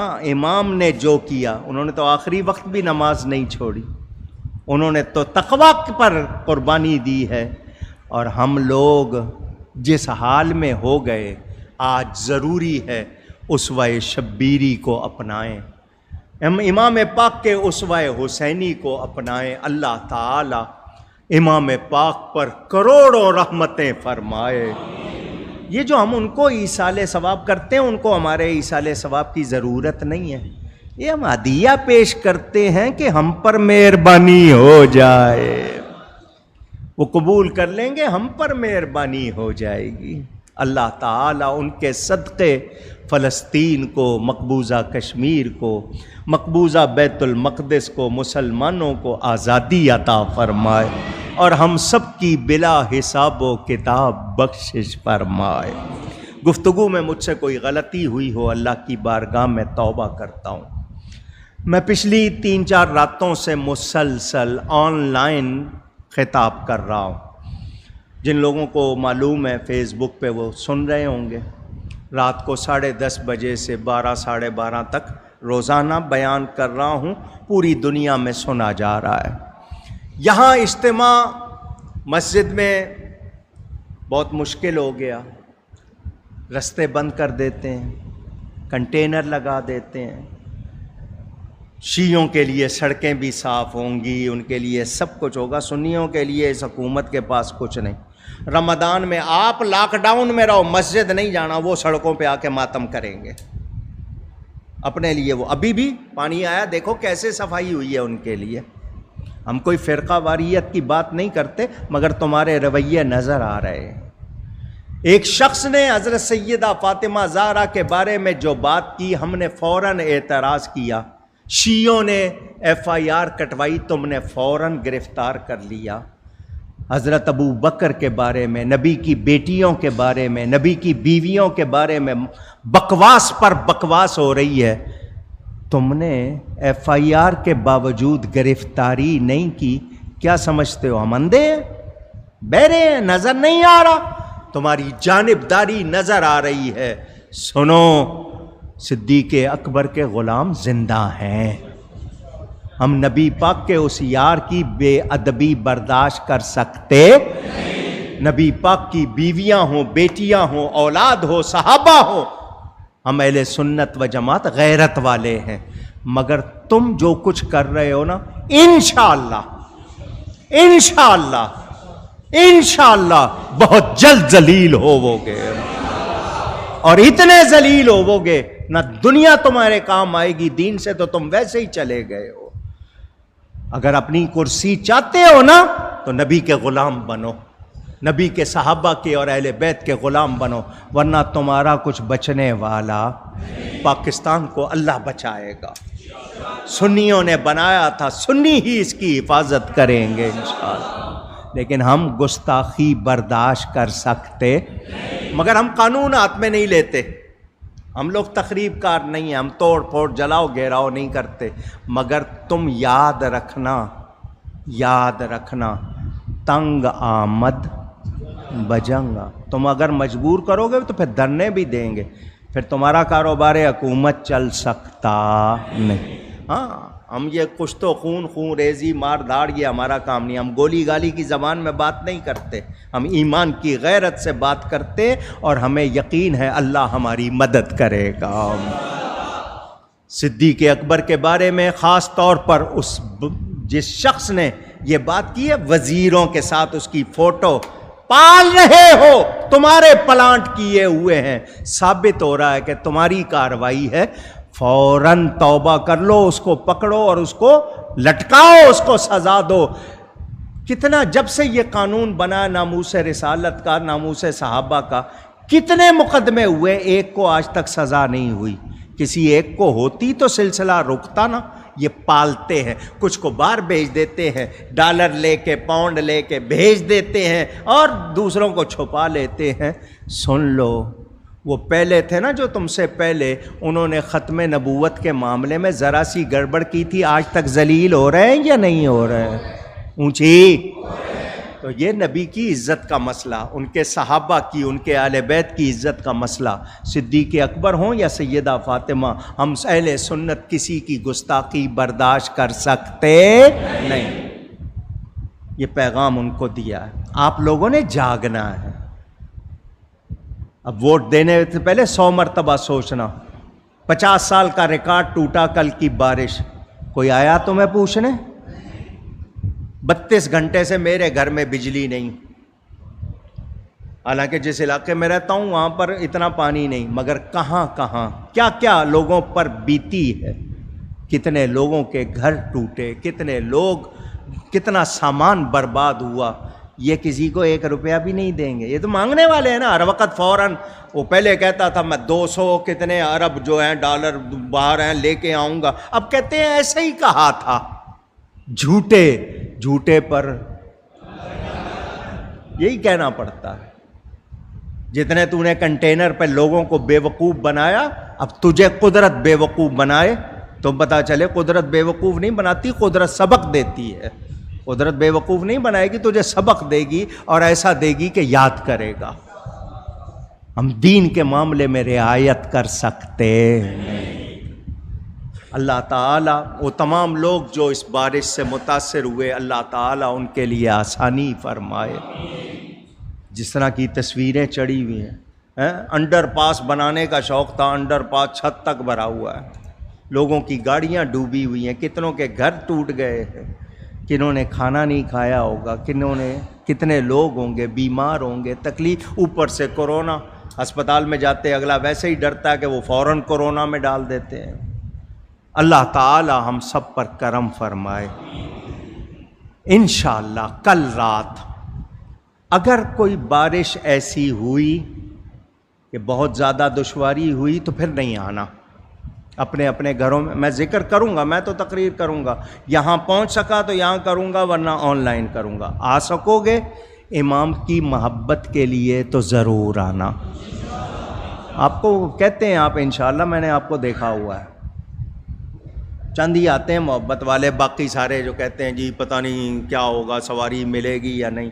امام نے اتنی قربانی دی اور ہم ان کے لیے ایک رات جاگ نہیں پاتے، سوچنا چاہیے۔ تو کل یہاں پر 10 بجے تک پہنچ جانا، اپنی اپنی مسجدوں میں نماز پڑھ کے 10 بجے رات تک پہنچ جانا کل رات انشاءاللہ۔ رات میں بہت زیادہ لمبی تقریر نہیں، تھوڑی سی کروں گا، اب اتنی طاقت نہیں ہے، لیکن ذکر کربلا ہوگا۔ آج رات کی تقریر آن لائن سن لینا، پچھلی راتوں کی بھی ریکارڈنگ موجود ہے، وہ بھی سن لینا آپ لوگ۔ اس دوران لندن والوں نے، افریقہ والوں نے، انڈیا والوں نے، سب نے، ان کو پتہ مفت مل جاتی ہے، بلانا نہیں پڑا ان کو، وہاں کرانی نہیں پڑی، بلا کے آن لائن سب نے تقریریں کروا لی ہیں۔ تو کل رات انشاءاللہ، اور ہو سکے تو کل اور پرسوں کا روزہ رکھنا، اور ہو سکے تو کسی غریب کو کھلانا، کسی محبت والے کے ساتھ کوئی نیکی کر لینا۔ اللہ تعالیٰ نے جتنی توفیق دی ہے، کچھ نہ کچھ اپنے طور پہ، آپ کے پاس نہیں ہے آپ بھلے سے کسی کو ایک کھجوری کھلا دینا، روٹی کا ٹکڑا ہی کھلا دینا، کسی کو پانی پلا دینا، ہو سکے تو قبرستان یا مزار پہ جانا، دعا کرنا۔ دعائے عاشورہ میری کتاب میں لکھی ہے، پڑھ لینا، اللہ توفیق دے۔ اور جو نیکی ہو سکے، نہ جلوس دیکھنے جانا ہے، نہ کالے کپڑے پہننے ہیں، نہ غلط رسموں میں پڑھنا ہے۔ جی فقیر بناتے ہیں، جی امام حسین کا فقیر بنائیں گے، مہندی ہوگی، یہ ہوگا، نہ، ایسا کوئی کام جس کو اللہ اور اس کے رسول نے پسند نہیں کیا، منع کیا ہے، وہ کام نہیں کرنا۔ یہ جو شادی کے حوالے سے میں پہلے جواب دے چکا ہوں، وہ لوگ جو کہتے ہیں جی 10 محرم کو بھی شادی کرنا جائز ہے، تو میں نے کب کہا ناجائز ہے؟ ہم نے کب کہا ناجائز ہے؟ مگر 10 محرم کو تمہاری ماں یا تمہارے باپ کی وفات ہوئی ہو، اس دن شادی کرو گے؟ پوچھ رہا ہوں، کیوں ناجائز ہے؟ بتاؤ نا، اب کیوں نہیں بولتے؟ آپ کے بیٹے کی، آپ کے جوان بیٹے کی، آپ کی ماں کی، اس ماں باپ کی وفات ہوئی ہو جس تاریخ میں، اس تاریخ میں شادی کرو گے؟ کیوں؟ شریعت نے تو منع نہیں کیا، ناجائز تو نہیں ہے، مگر باپ کے لحاظ ہے، ماں کا لحاظ ہے، رشتہ دار کا لحاظ ہے، نبی کے خاندان کا لحاظ نہیں ہے۔ ہم ادب کی وجہ سے 7 محرم سے 10 محرم تک خوشی کی کوئی تقریب نہیں کرتے، ادب کی وجہ سے۔ محبت رسول کے ان دنوں میں ان پر تکلیف آئی، اس کا احساس کرتے ہوئے، غم نہیں مناتے ہوئے، اس تکلیف کا احساس کرتے ہوئے کہ ہم ان دنوں میں خوشی کا پروگرام اونچی کہیں اور اونچی کہیں۔ یہ ان کا جواب ہے جو کہتے ہیں جائز ہو، کرنی کرو، تمہیں روکا؟ اس ڈاکٹر نے، لاہوری ڈاکٹر نے کی تھی نا 10 محرم کو شادی، اگلے دن ہی بچے کا ایکسیڈنٹ ہوا، چھٹی ہو گئی، جان بوجھ کے کی تھی کہ نہیں میں اس دن خوشی مناؤں۔ تو جو آل رسول کی دشمنی کرے گا اس کو کوئی خیر مل سکتی نہیں۔ اللہ تعالی ادب کی توفیق عطا فرما۔